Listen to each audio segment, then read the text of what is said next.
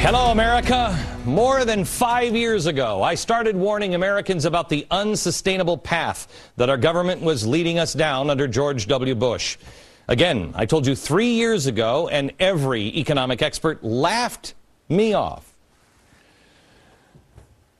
Everybody's still talking about signs of our recovery, but today history was made because the thing that would never ever happen took place. The S&P just lowered a U.S. outlook to negative. What does that mean? Well, it used to be stable because America was a stable country. If you go out and get your credit card and you're paying, let's say, 12% interest, and you start to look unstable, you look like you can't pay your bills. Do they raise or lower your interest rates? Does it make it easier or harder for you to get a loan? This is what happened to our country today that everyone has said to me for the last 3 years can never happen. I said it would happen when George Bush was in office. You could only see it coming because it's there. It's the way math is math. I remember having the discussion with you in 2007 about ethanol. 2007, I asked you, how is burning our food supply a good idea? I predicted at the time that we would be hated around the world because people would starve to death so we could have fuel for our cars. Again, I was a fearmonger. At the bottom of the hour, I want the media to report on the fearmongering of the head of the World Bank, who now says we are one world shock away, like an earthquake in Japan, from a global crisis and food prices skyrocketing. And they are skyrocketing. Food prices, let me show you this. Remember, they said last fall, don't listen to Glenn Beck. He's telling you crazy things like store food. Food prices in the last 30 days have gone up almost 1%. Coffee in a year has gone up 3.5%. In a year, meat 7%. Dairy 15% in 30 days. Wheat 3 times, gone up 3 times in 2 years. Corn 100% increase in 6 months. Don't listen to crazy people telling you maybe you should have a little extra on hand. The 912 Super Seniors, we asked them right before Christmas, will you please just go in, because they're telling you no inflation exists. Well, how is that possible? So will you please go into the grocery stores? Well, here's what they found. The price since the 21st of December last year. Ground beef has gone up 11% in your grocery store. 6.6% increase in milk. And cheese, 12%. Now, all 3 of these have something in common. Cows. What do cows eat? Corn. What are we burning now in our cars? Corn. Now, who in their right mind, when this is going on, would burn corn?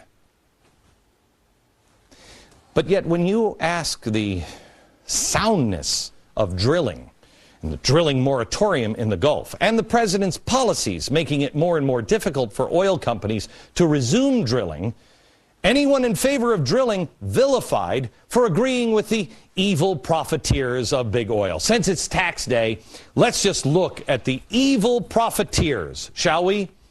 What's the profit margin of Apple? Because everybody on the left loves Apple. How much, when you buy an iPad, how much do they make? According to, what is it, Computer World, it's 42.9%. Oil companies, when you buy gasoline, how much is their profit margin?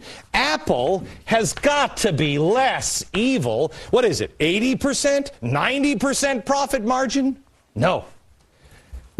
Less than 8%.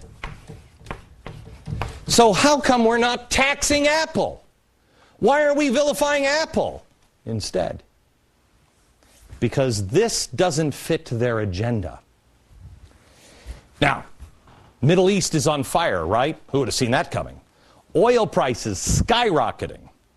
Is there anybody who, if you look at things honestly, that doesn't think opening up drilling at home might help a little bit? Speaking of the Middle East on fire, the media celebrated the sudden love for democracy. Journalists and the administration basically had a makeout session with Al Jazeera. Food or fuel? What's it going to be? You're going to have corn, which feeds people and animals, which gives us beef, chicken, pork, milk, cheese, and eggs? Or are we going to take this corn and instead take a lot of this corn and go down here and make gas, which is heat and transportation, air, land, and sea? But oil does all of this, and plastics, clothing, pesticides, medicines, machines, all that stuff. No. Let's start getting rid of some of this stuff, some of these, maybe even some of these, and divert some of it just for our cars. I wonder what Al Jazeera would say. Politico is reporting the Emir of Qatar came by the Oval Office today. He owns Al Jazeera, basically. Today, when he visits the White House, officials tell him they watch Al Jazeera English to monitor the protest. At the State Department, when you go down the hallway, you see Al Jazeera virtually on every TV and computer. Oh. Isn't this the Al Jazeera? Is it the same Al Jazeera that just like 3 years ago we said was an enemy of the state? My, how far they've come in a short period of time. Merely by asking the question, what does democracy look like in the Middle East, resulted in ridicule and scorn. Well, how's that democracy working out? What's it look like? Yes, chaos. Which brings us back to food and fuel. The average national price of regular gasoline, how much is it? $3.83. By the way, the highest ever recorded average for regular was under the evil George W. Bush. Now, let me ask you this. Bring it back to the irregular price, please. There it is. Do you think, Price is Right, that number is going to go higher or lower? What do you think? We're entering the summer months. It always goes higher. And the Middle East is on fire. So what happens? What happens to our food prices with the transportation and the heat? What happens to our food prices coupled with the fact that we're using more corn? Looking, it's not going to get any better, and the Saudis that we have become dependent on are not pumping any more oil. In fact, the Saudis said today that they're going to reduce the amount they are pumping by 800,000 barrels because they say there's a world surplus. I know, it's only $3.83 a gallon. And more regulations are coming your way. Thank you, Cass Sunstein. Do your own homework. Do your own homework. Red State's reporting today, and you can bet that it's got Cass Sunstein's fingerprints all over it, that the ATF is now seeking to limit firearms based on their definitions of what is appropriate for sporting use. I didn't even think that sporting use was even a consideration for the Second Amendment. Firearms for sporting. Who would have seen that one coming when the Bill of Rights was written, huh? Republicans and Democrats, the politicians and the media assured the public, assured me. I even had a Republican senator tell me, oh, this guy, oh, he's a man of his word. When we said he wants to control Americans like little lab rats, they said, no, this is what he said at school. Ow. Cass Sunstein wants to change the definition of what firearms you can carry based on the definition of what is acceptable for sporting use. Now, I wasn't alive in 1776, but I'm pretty sure the founders weren't crafting the Second Amendment based on their love of clay pigeon shooting. But maybe it's just me. Because I see America a little differently than the way, Cass Sunstein does and the president does. The president sees the Constitution as a charter of negative liberties. And he wants one of positive liberties. Well, let me show you the difference of negative and positive liberties. He sees the Constitution this way. I see it this way. Negative charter. A handcuff on the government, not on you. The government can never take away your free speech. They can never, ever do anything to the media. They cannot stop your worship of God. The Second Amendment is the right to own a gun. Protect yourself against who? Clay pigeons? No. An oppressive government, and don't start with well, they got tanks. Yeah, and they will roll over you. Positive charter. This is what he wants to change it to. First, limited speech. No hate, no conspiracy theories. No, we've got to watch that speech. There's got to be something in the Constitution. The government-funded media. We should all just watch Al Jazeera, as Hillary Clinton said, because there's no commercials on it. And my favorite, there's not people arguing all the time. Oh, well, that's our problem. People are arguing because they have differences of opinion. She's so smart. And, of course, a positive charter for the Constitution would say you can worship God any way you want, unless... ... We've been lulled into a deep, deep sleep for a long time. Nancy Pelosi said last week, the Republicans have got to get control of their party. I love this, because we share values. Watch. My Republican friend, take back your party, so that it doesn't matter so much who wins the election, because we have shared values about, again, the education of our children, the growth of our economy, how we defend our country, have security and civil liberties, how we respect our seniors. Okay, she said she didn't want an election. Elections shouldn't matter that much. That is weird, because that's what Edward Bernays said. Oh my gosh, and I think George Bernard Shaw said that as well. All the big progressives said, oh, the people can vote, but it shouldn't make that much of a difference. That's great. I don't know about you, we don't have shared values.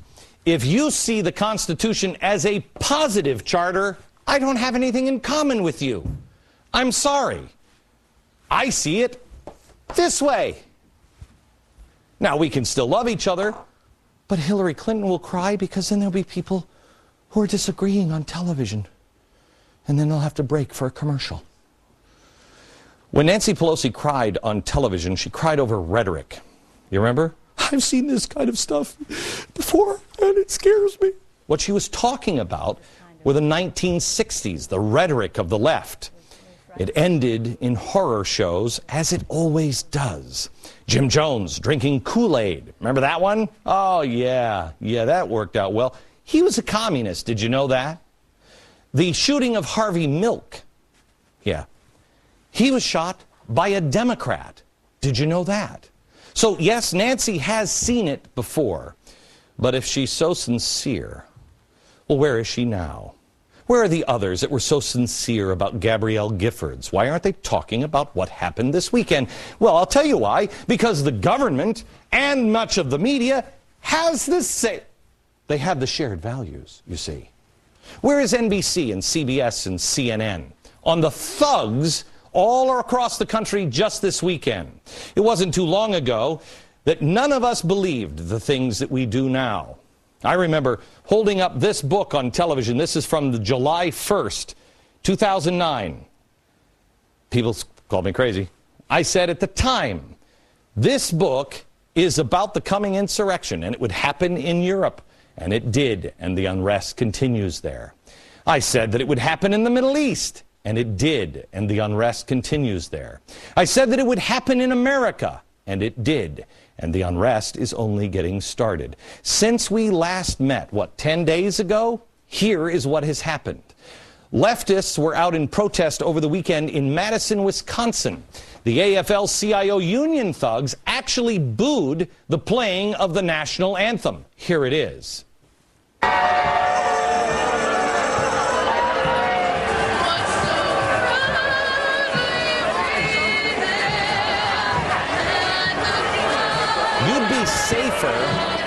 You'd be safer at a Philadelphia Eagles game dressed as Santa.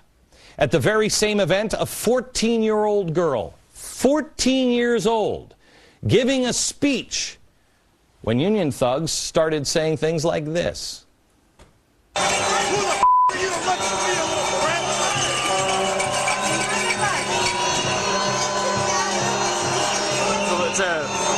13-year-old girl, they said, who's speaking right now on the big screen, and this is how this guy's responding. Do your homework, you spoiled little brat. You can't drive this license when you tell me what to do. Right here, honey. Hands your problem. Go back to your room. Get out of ninth grade. Do we have shared values, America? Do we have shared values? Why isn't that leading the evening news tonight? Are we Americans, or are we turning into monsters? How about in Oregon, where the leftist union thugs staged an anti-Tea Party protest? Listen to what this guy's saying he wants to do with the American flag, and he does it every day. With the flag every night. Do we have shared values, Nancy Pelosi? Do we? Where is the media on some of the most anti-Semitic things I have ever heard? These just in the last few days. Let's start with Louis Farrakhan. Watch this. Here's the President of the United States. His flight, his plane stops in Las Vegas. And the little Jewish mayor wouldn't even come out to greet him. How you gonna greet a president? Yes, I use the word because that's the way they think. You're nothing to them. This man draws crowds of 18,000 people. Is he not worth pointing out? Is this not worth standing up against? Then there's this posted in Vanity Fair. This was posted Friday night at 5:45 while this broadcast was still on the air, doing an hour special on Israel.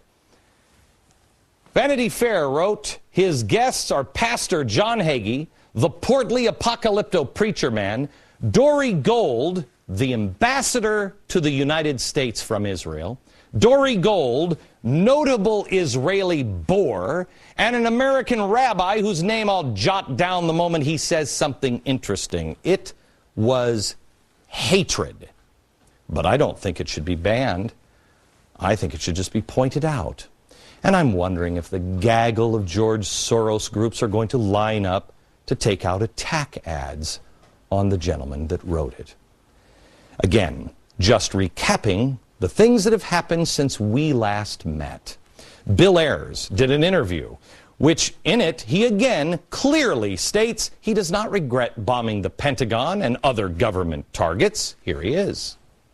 Let's just take it from the top then. Do you regret setting those bombs? Not at all. And the reason You is don't. no one was hurt, no one was killed, property was destroyed. Meanwhile, every week that the war went on, 6,000 people were killed. Weather Underground indeed did take responsibility for a handful, maybe a dozen, extreme acts of vandalism. That's true. That's true.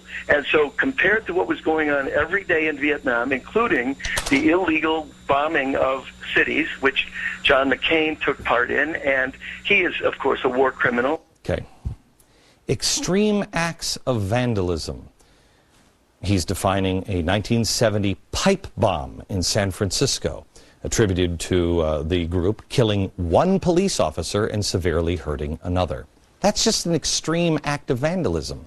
An accidental 1970 explosion in Greenwich Village in a townhouse killed 3 radicals. Just extreme vandalism. That's it. 1981, an armed robbery of Brink's armored truck that involved Weather Underground members killing Kathy Boudin, David Gilbert, and 2 police officers, and a Brinks guard were killed. But those are just extreme acts of vandalism.